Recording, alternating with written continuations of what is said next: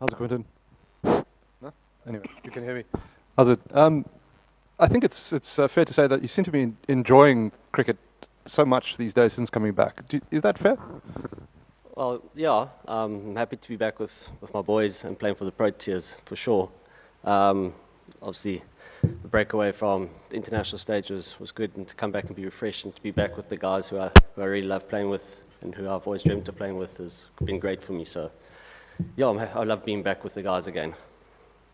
In terms of the team, it seems a very settled unit. You know, there doesn't seem to be many issues, going forward in the tournament. Would you agree?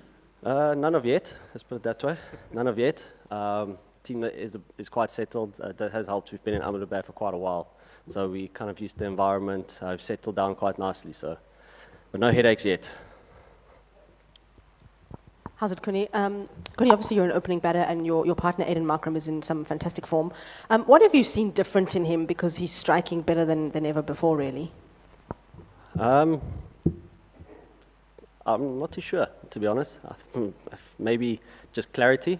I think that's it. Just clarity in his role.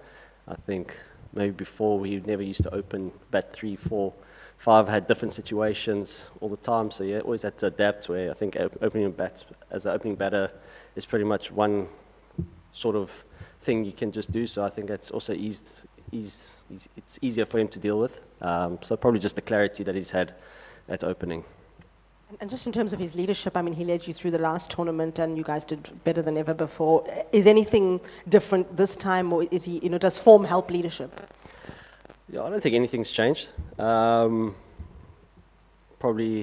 just, I think in anything in our team, we're just trying to be more consistent in the way we go about things. I think obviously he's urged us onto that, and he's tried to let the players be ourselves. That's pretty much it. It hasn't changed much. Aiden's Aiden.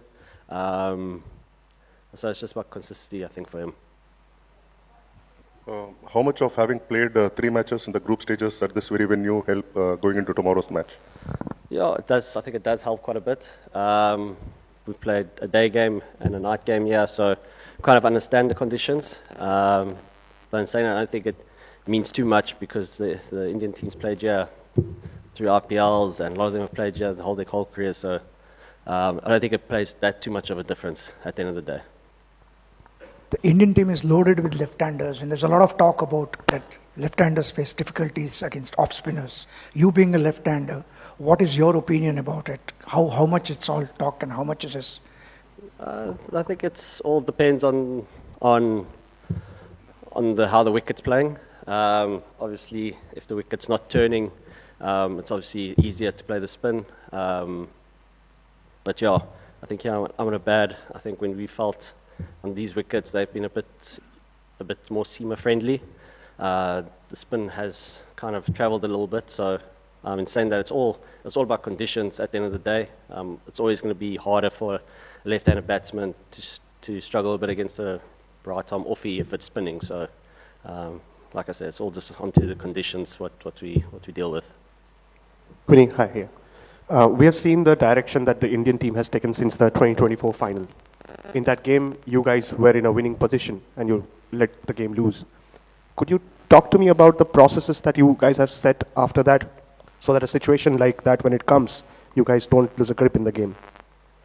To be honest, after that day, we just forgot about it. In all honesty, I don't think any of us really wanted to speak about it. Everyone went home and kind of went through their own process how to deal with it. We didn't need to talk about it as a team. That's pretty much it. We never really spoke about it. I think from there, I haven't been around with the team since then, not much. So they probably have, but I've only just joined for the last couple of months. So as far as I know, that's just all that's happened. Quinton, any plans in the team meetings to start with off-spinner like Pakistan and Netherlands have done to Abhishek Sharma? I have no clue. In all fairness, don't know. We'll see. Abhishek Sharma is not doing well. Have you seen him batting in the recent matches? And if you are asked, what advice would you like to give him? To be honest, I haven't been watching. Been doing our own thing, carrying on away from cricket. So,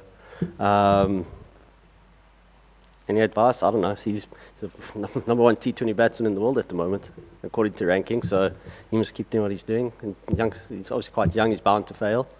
So being number one obviously means something. So I'm sure at some point he's going to play an important knock. Quinton, hi.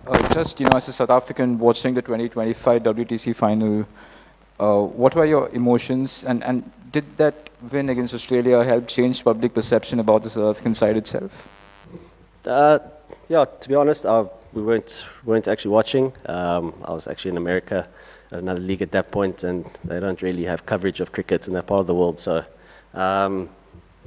well, we heard about it. We're obviously happy with the teammates I was with, but we just carried on. We also had to carry on the way with our tournament we're going on. So, not much influence. I was happy for some of the guys, but yeah, not much. Kuni, one final question. I think your record against India, if you have to talk about it, you have been playing so much cricket over the last, throughout your career. So how confident are you, against this Indian bowling attack, which has been doing well, particularly the spinners, Varun Chakravarti, Akshar Patel. So if you can talk about the Indian bowling strength and your record against India. Yeah, I think just generally when we play against India and India come to us, we generally play always on good wickets. So.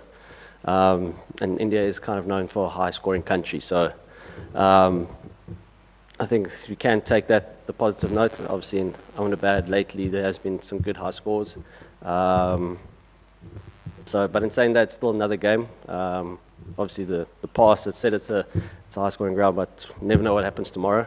So yeah, we'll just have to see how it goes and just play it by ear. Hopefully, we score more runs than the Indian team at the end of the day.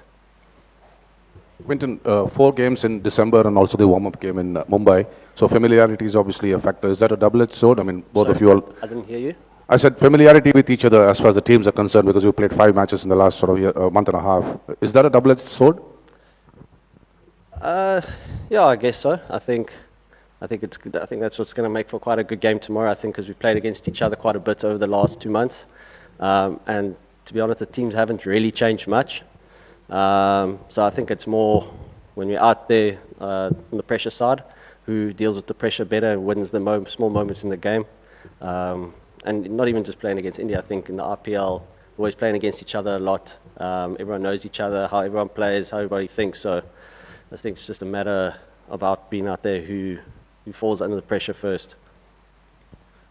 Quinton, does this Indian team appear a little tougher or better in terms, if you compare it from the one which you guys faced in 2024 final? It's a bit of a mix and match because you guys have got some, I think India's got some seriously talented guys. But in saying that, when you back in that team, you guys had Virat and Rowe, which was quite a deadly batting unit. And the guys who have come and replaced them have just almost like replaced them by scoring that amount of runs. So, look, it's double-edged sword, like you said. The youngsters are batting really well. We've been keeping our eye out on them. That whole band unit scoring runs at important times. So, I wouldn't say one's better than the other. I think it's just, at that moment in time in the tournament when form's there, the confidence is there, and who deals under the pressure better type thing. Quinton, you've spoken about Aiden's batting and leadership. My question is on his bowling, because India is a very left-handed heavy batting lineup and their frailties have been exposed by teams like Pakistan and the Netherlands. In that vein, do you think Aiden, we saw him doing a bit of bowling at the nets as well, do you think that his bowling will be crucial in the upcoming match? And additionally, do you think the lack of a frontline off-spinner might hurt South Africa's chances? Yeah, I think it's different. I think, well, I don't know, because those games were played in Sri Lanka. I think it's very spin-friendly there. So obviously it's going to help the offies or any sort of spin there. Come back here to Ahmedabad, there hasn't been any spin.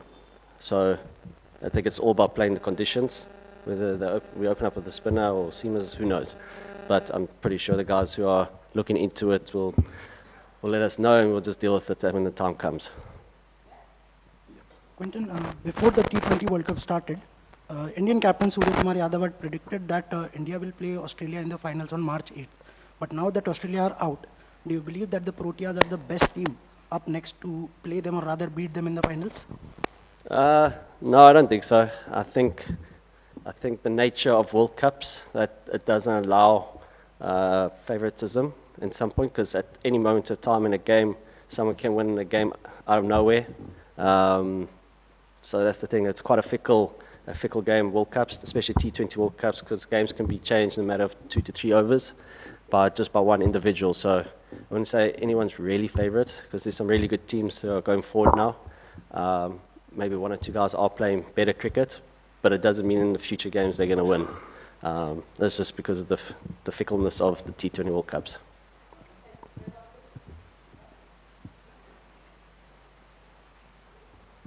Quinton, you have seen Varun Chakravarti from close quarters in your KKR when you were there in KKR. So as an opponent now, how difficult or like it is to plan against him, especially if you need an asking rate and someone if he bowls in the death overs or even in the middle overs. So if you can talk about that Varun Chakravarti factor. Yeah, I think everyone has their way about going about it. I think just at the end of the day, our guys just have to stick to their own strengths and use their instincts at the right time. I think that's it. He's a good bowler, very good bowler at the moment. And yeah, obviously he bowled really well against us in the series like 2 months ago. Hopefully the guys have, after that series, just had a little bit more time to have a look at him, speak about how they're going to play against them. So hopefully with their plans it comes off. And if it doesn't, there's a reason why it's probably the #1 T20 spinner in the world. So we'll have to see what we can do.